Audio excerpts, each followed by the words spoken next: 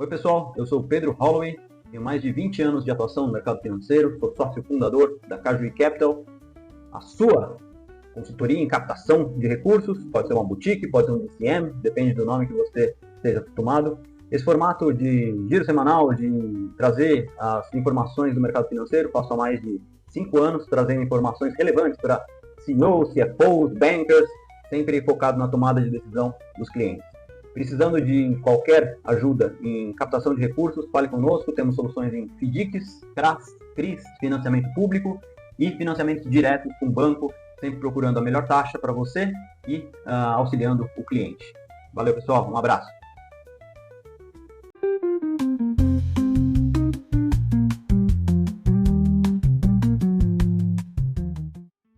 Vindo então para a nossa agenda econômica do giro semanal, essa semana está bem tranquila em termos de indicadores, mas sempre pode afetar as negociações dos mercados.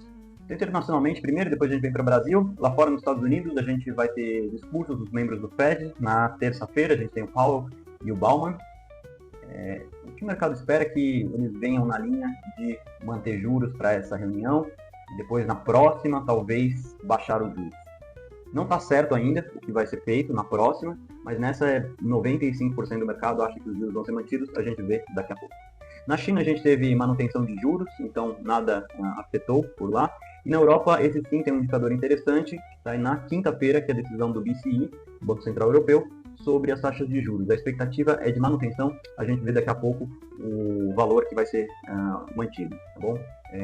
Por lá a inflação está bem tranquila, então os juros tá com espaço para queda e até baixar a partir daqui. É claro que eles vão fazer isso de uma forma muito mais gradual, agora que já está num passo mais baixo, né? Já está num patamar mais baixo. Aqui no Brasil, a gente tem um indicador bem relevante, que é o IPCA, sai na sexta-feira. Esse daqui, a expectativa de mercado é 0,32, então não deve vir muito longe disso, dado que o mercado tem acertado nessas últimas divulgações da inflação, porque já está num patamar não tão alto e que estava aumentando, então agora deu uma estabilizada e o mercado vem acertando, não está fugindo muito. Daqui a pouco a gente vê também na Focus quanto que está projetado para o final do ano.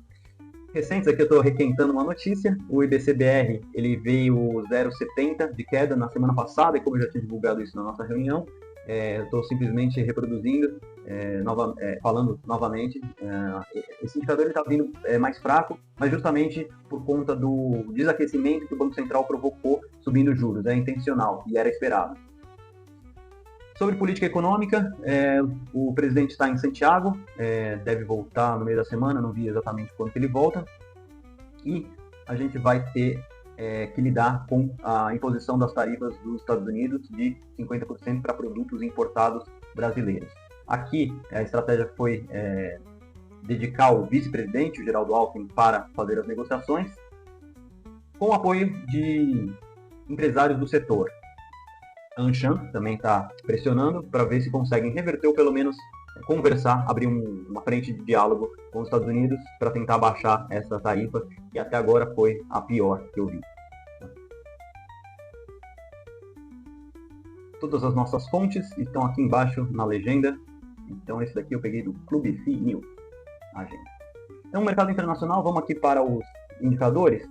Por lá, como eu falei, 95,3, na verdade, esperam manutenção de taxa de juros na próxima reunião do Fed, que acontece dia 30.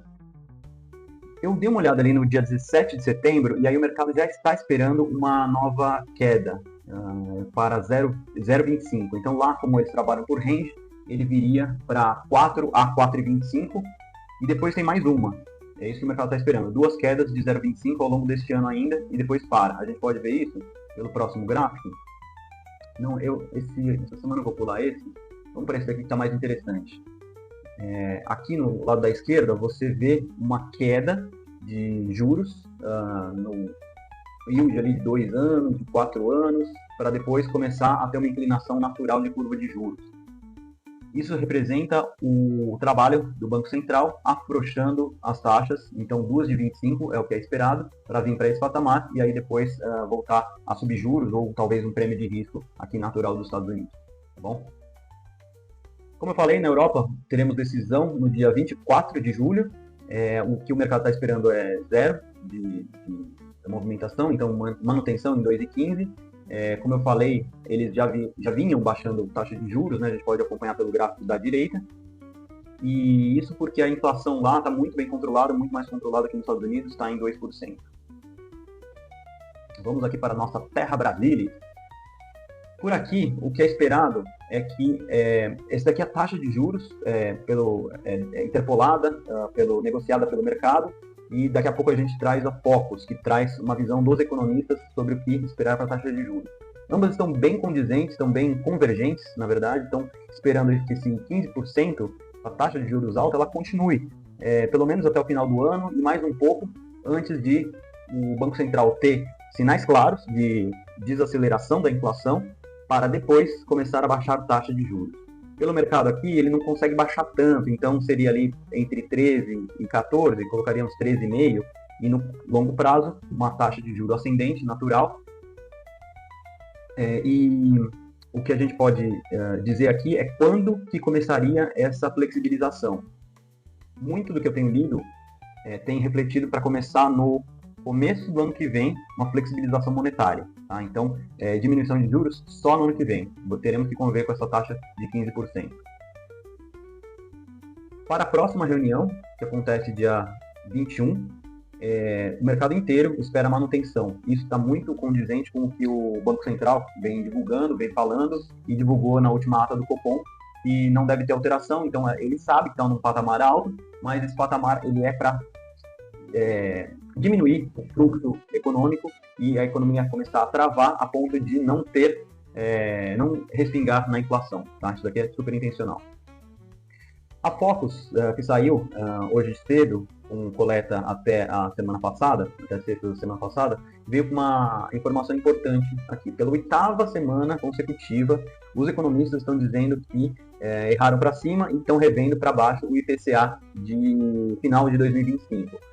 Isso, em parte, é por conta de um Banco Central atuante, que está com juros altos, mas está conseguindo controlar a inflação, a despeito do PIB, está crescendo menos, né? A gente vê 2025 já menor do que o que foi 2024, e perspectiva um pouquinho, uma quedinha aqui em 2026. Então, quando o mercado estava esperando que era 1,89, caiu essa semana para 1,88, muito fruto desses juros, tá? Esses juros tão altos, você trava a economia, diminui o PIB, mas você consegue atingir o objetivo do Banco Central, que é controlar a inflação.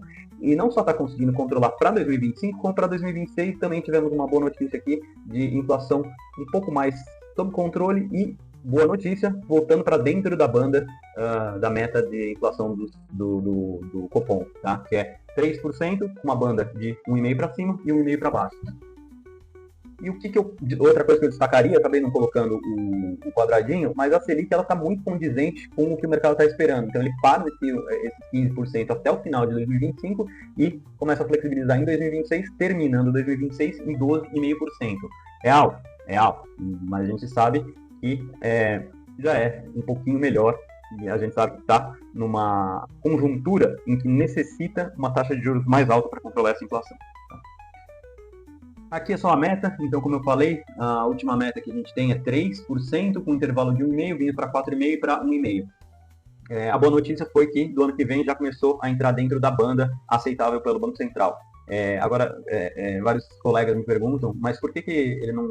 Se a meta não é 3%, por que ele não tenta chegar em 3%? Ele deixa dentro da banda? Porque simplesmente, senão ele estrangularia a economia brasileira de uma vez, né? Se você coloca esses juros em 20%, 23%, você não tem mais transação, todo mundo vira poupador e você joga a economia numa espiral negativa que não é interessante para ninguém.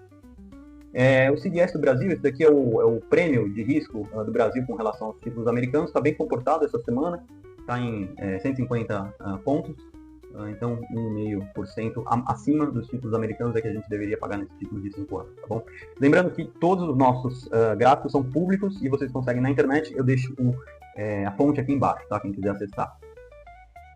Vamos para mercado. Ibovespa, na semana passada, foi bem forte a queda, então a gente vê ali vários candles negativos, vários candles vermelhinhos. Candles é a vela, negativas, cada vela significa um dia.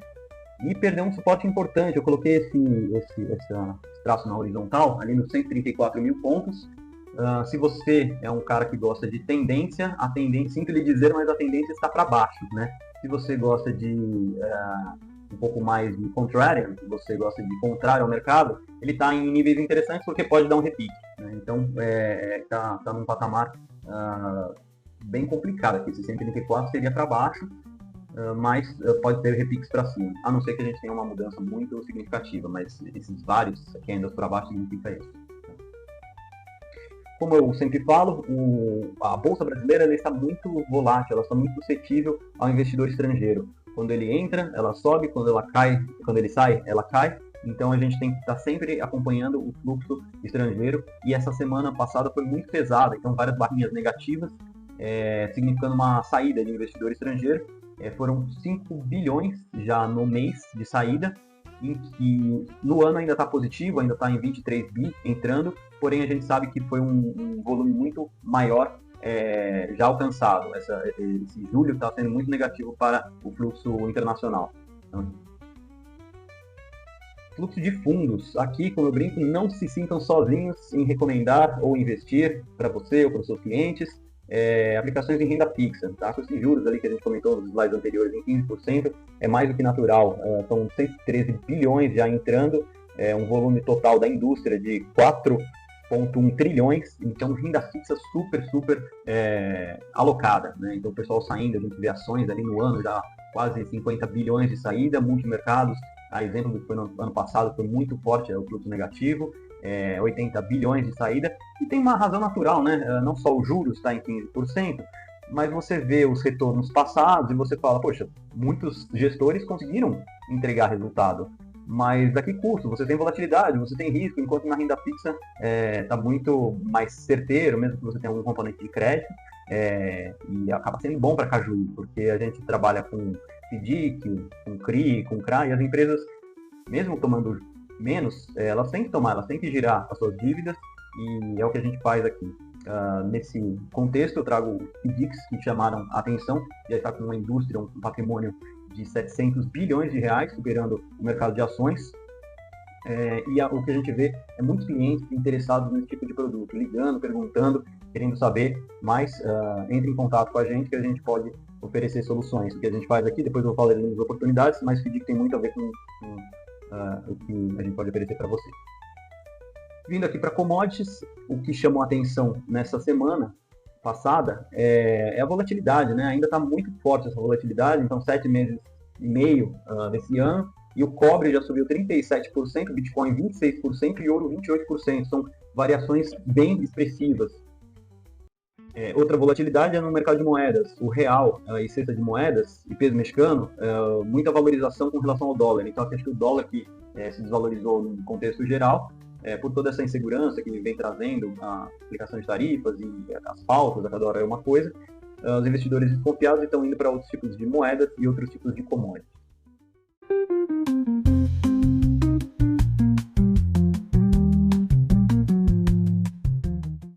Vindo para as nossas oportunidades da semana, estamos conversando com alguns distribuidores, estruturadores, financiadores para 2 oportunidades em FDICs, 3 CRAs e 1 CRI. Então, se você é investidor, tem interesse em conhecer nossos produtos, entre em contato que a gente indica para o distribuidor. Se você tem necessidade, CFOs, CEOs que tiverem necessidade de financiamento, entre em contato com a gente que a gente vai dar o melhor encaminhamento para a sua solução de dívida. Até mais, pessoal. Até semana que vem. Cajuí Capital, fortalecendo negócios que movem o Brasil.